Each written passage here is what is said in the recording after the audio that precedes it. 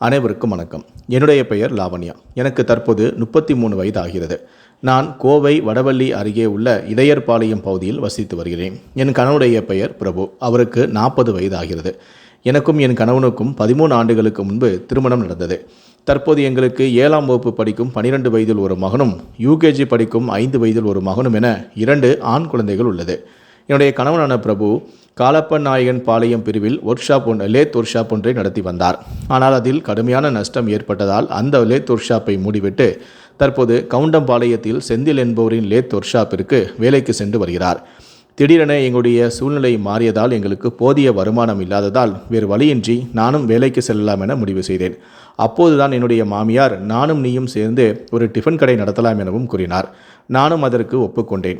அதன் பிறகு நானும் என்னுடைய மாமியாரும் சேர்ந்து நாங்கள் ஒரு டிஃபன் கடையை நடத்தி வந்தோம். கேஎன்ஜி புதூர் அருகே நானும் என் மாமியாரும் சேர்ந்து ஒரு உணவகத்தை நடத்தி வந்தோம். அந்த உணவகத்துக்கு அருகே ஒரு தனியார் நிறுவனமும் உள்ளது. அந்த நிறுவனத்தில்தான் கர்நாடகாவை சேர்ந்த பரே கவுடா என்பவர் அந்த நிறுவனத்தில் ஓட்டுநராக பணிபுரிந்து வந்தார். அவர் சாப்பிடுவதற்காகவும் டீ குடிப்பதற்காகவும் என்னுடைய கடைக்கு அடிக்கடி வந்து சென்று கொண்டிருந்தார். அடிக்கடி அவர் என்னுடைய கடைக்கு வந்து சென்றதால் எனக்கும் அவருக்கும் பழக்கம் ஏற்பட்டது.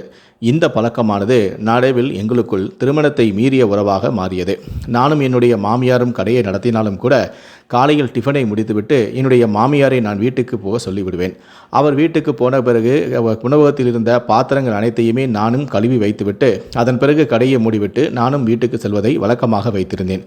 ஆனால் எப்போது எனக்கு கவுடாவுடன் தவறான உறவு ஏற்பட்டதோ அப்போது நான் பாத்திரங்களை எல்லாம் கழுவி சுத்தம் செய்துவிட்டு என்னுடைய கடையையும் மூடிவிட்டு பின்பக்கமாக என்னுடைய கள்ளக்காதலான கவுடாவை வரவழைப்பேன். அவனும் பின்பக்கமாக வருவான்.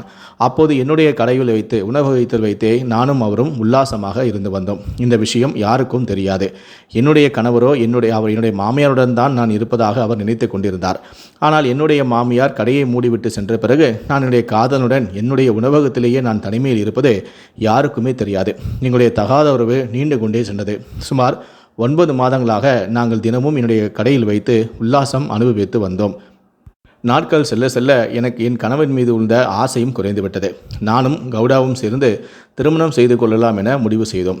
அப்போது நானும் கவுடாவும் சேர்ந்து என்னுடைய கணவனை கொலை செய்துவிட்டு திருமணம் செய்து கொள்ளலாம் என முடிவு செய்ததால் டிவிஎஸ் நகரில் ஒரு ஸ்டேஷனரி கடைக்கு சென்ற என்னுடைய காதலான கவுடா அங்கு 3 எலி பேஸ்ட்டுகளை வாங்கி வந்து என்னிடம் கொடுத்து இதை உன் கணவனுக்கு சாப்பாட்டில் கலந்து கொடுத்துவிடு என கூறினார். நானும் அவர் மீது இருந்த மோகத்தின் காரணமாக அவரை திருமணம் செய்து கொள்ள வாழ வேண்டும் என்ற ஆசையின் காரணமாக அவர் சொன்னது போல அந்த எலி பேஸ்ட்டை என்னுடைய கணவரான பிரபுவுக்கு சாப்பாட்டில் கலந்து கொடுத்தேன். என் மீது நம்பிக்கை கொண்ட என்னுடைய கணவரோ எதுவும் அறியாமல் நான் கொடுத்த சாப்பாட்டை அவர் சாப்பிட்டு விட்டார். நானும் வாசனை வரக்கூடாது, நான் மாட்டிவிடக்கூடாது என நான் வைத்த அந்த சாம்பாரில் தான் அந்த எலி பேஸ்ட்டை கலந்து கொடுத்தேன். அவரும் அதை சாப்பிட்டு விட்டார். சாப்பிட்டவருக்கு திடீரென உடல்நிலை குறைவு ஏற்பட்டது. அவருக்கு கடுமையான வயிற்று வலியும் ஏற்பட்டது. இதனால் உடனடியாக என்னுடைய உறவினர்கள் என்னுடைய கணவனை அழைத்து சென்று தனியார் மருத்துவமனையில் சேர்த்தனர். சுமார் 10 நாட்களாக என்னுடைய கணவர் வேலைக்கு செல்லாமல் இடையார்பாளையம் பகுதியில் உள்ள ஒரு தனியார் மருத்துவமனையில் தான் சிகிச்சை பெற்று வந்தார். ஆனால் அவர் இறக்கவில்லை. சிகிச்சையில் அவருடைய உடல்நிலை தேறிய பிறகு இன்னும் கொஞ்ச நாள் ரெஸ்ட் எடுத்துவிட்டு நீங்கள் வேலைக்கு செல்கின்றன மருத்துவர்கள் கூறியதன் அடிப்படையில் அவர் என்னுடைய வீட்டில் வந்து ரெஸ்ட் எடுத்து கொண்டு இருந்தார். அதன் பிறகு நானும் என்னுடைய மாமியாருடன் சேர்ந்து தினமும் வேலைக்கு சென்று வந்தேன். என்னுடைய திட்டம் இப்படி சொதப்பி விட்டது என எனக்கு கடுமையான மன உளைச்சலும் ஏற்பட்டது. அதே சமயத்தில் நான் மாட்டிக்கொள்ளவில்லை என்றும் ஒரு ஆறுதலும் இருந்தது. அதன் பிறகும் என்னுடைய மாமியார் வேலைக்கு சென்ற பிறகு கடையில் வைத்து நானும் அவரும் தினமும் உல்லாசமாக அனுபவித்து வந்து கொண்டிருந்தோம். அப்போது நாங்கள் அடுத்த முயற்சி எடுக்க நாங்கள் முடிவு செய்தோம். என்னுடைய கணவன் வீட்டில் இருப்பதாலும் என் மீதும் எந்தவிதமான சந்தேகம் வரக்கூடாது என்பதாலும் நானும் கடைக்கு வந்துவிட்டு வீட்டுக்கு சென்று என்னுடைய கணவனை கொலை செய்தால் என் மாமியாருக்கு என் மீது சந்தேகம் வராது என முடிவு செய்தேன். அதனால் என்னுடைய காதலனான கவுடாவிடம் சொன்னேன், நான் கடையை மூடிவிட்டு வீட்டுக்கு சென்ற பிறகு நான் உனக்கு ஃபோன் செய்கிறேன், நீயும் வீட்டுக்கு வா. அப்போது என்னுடைய கணவனை கொலை செய்துவிட்டு நான் வீட்டுக்கு வரும்போது என்னுடைய கணவர் இறந்து கிடந்தார் என்று சொல்லி நாடகமாடலாம் என நான் கூறினேன். அதற்கு கவுடாவும் ஒப்புக்கொண்டு விட்டார். மறுநாள் நான் என்னுடைய வீட்டிற்கு நானும் என்னுடைய மாமியாரும் கடையை நடத்தி கொண்டிருந்தோம். அப்போது திடீரென என்னுடைய மாமியாரிடம் நான் தான் என்னுடைய கணவனை பார்த்து கொண்டிருப்பதால் நான் கொஞ்ச நேரம் வீட்டுக்கு போய்விட்டு வருகிறேன் என என் வீட்டிற்கு வந்தேன். வந்து என்னுடைய கணவனுக்கு தேவையான மருந்து மாத்திரைகள் எல்லாம் கொடுத்து வந்தேன். காரணம், அந்த மருந்து மாத்திரைகளை சாப்பிட்டால்தான் அவர் தூங்குவார் என்றும் அவருடைய உடல் கொஞ்சம் சோர்வாக இருக்கும் என்பதால் அந்த மருந்து மாத்திரைகளை அவருக்கு கொடுத்து விட்டு வந்தேன்.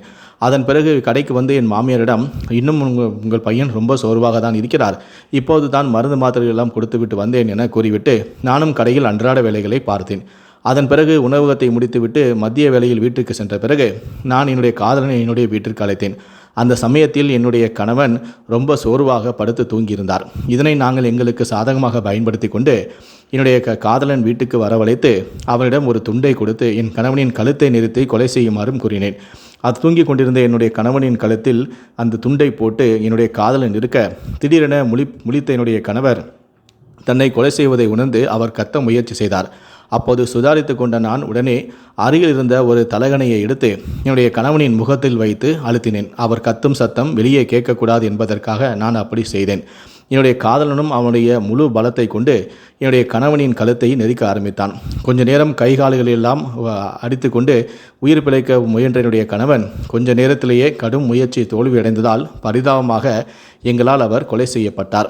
அதன் பிறகு என்னுடைய கணவன் இறந்த பிறகு நான் என் காதலிடம் சொன்னேன், இனி நான் பார்த்து கொள்கிறேன், இனி நீ ஒரு நிமிஷம் கூட இங்கு இருக்கக்கூடாது, உடனடியாக நீ என் வீட்டை விட்டு கிளம்பிவிடு என்று சொன்னேன். அவனும் என்னுடைய கணவனை கொலை செய்த திருப்தியுடன் என்னுடைய வீட்டிலிருந்து கிளம்பி சென்றான். உடனே நான் என்னுடைய மாமியாருக்கு ஃபோன் செய்தேன். மாமியாரிடம் தெரிவித்தேன், நான் இப்போது தான் கடையை முடித்துவிட்டு வீட்டுக்கு வருகிறேன், வந்து பார்த்தால் உங்களுடைய பையன் பேச்சு மூச்சு இல்லாமல் கிடைக்கிறார், எனக்கு ரொம்ப பயமாக இருக்கிறது, உடனடியாக வாருங்கள் என்று நான் கூறினேன். அவரும் பதறி அடித்துக்கொண்டு உடனடியாக அருகில் இருக்கும் உறவினர்களுக்கு தகவல் தெரிவித்தார்.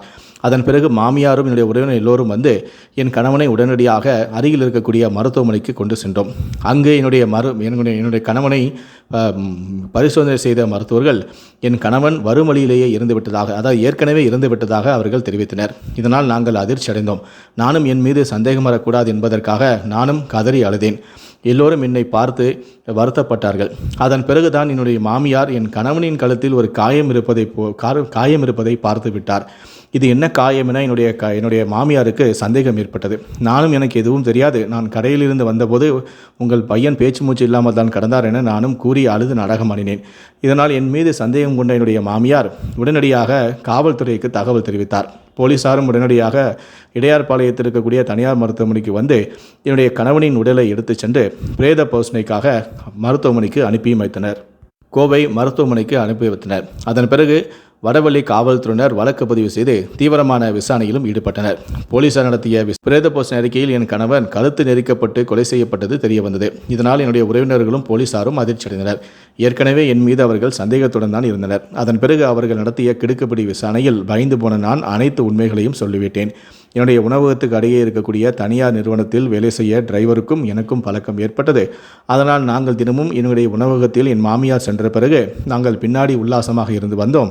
நாங்கள் திருமணம் செய்து கொள்ள முடிவு செய்தோம். அதனால் எங்களுடைய தகாத உறவுக்கு இடையராக இருப்பதால் என்னுடைய கணவனை கொலை செய்ய நாங்கள் முடிவு செய்து ஆரம்பத்தில் எலி பேஸ்டை அவருக்கு கொடுத்தோம். ஆனால் அவர் பிழைத்துக் கொண்டார். அவர் சாகவில்லை, அவருடைய உடல்நலம்தான் பாதிக்கப்பட்டது. இதையே சாக்காக வைத்து நாங்கள் அவரை கொலை செய்ய இப்படி ஒரு திட்டத்தை தீட்டினோம். கழுத்தை நிறுத்தி கொலை செய்து விட்டோம். ஆனால் இப்போது நாங்கள் மாட்டிவிட்டோம் என நான் போலீசாரிடம் கண்ணீர் மல்க வாக்குமூலம் அளித்தேன். போலீசார் என்னுடைய வாக்குமூலத்தின் அடிப்படையில் என்னுடைய காதலனான கவுடாவையும் அதிரடியாக கைது செய்தனர். அதன் பிறகு எங்கள் இருவரையும் காவல்துறையினர் நீதிமன்றத்தில் ஆஜர்படுத்தி சிறையிலும் அடைத்து விட்டனர். இந்த சம்பவத்தை பற்றி உங்களுடைய கருத்துக்களை கீழே இருக்கக்கூடிய கமெண்ட் செக்ஷனில் மறக்காமல் சொல்லுங்கள். நன்றி, வணக்கம்.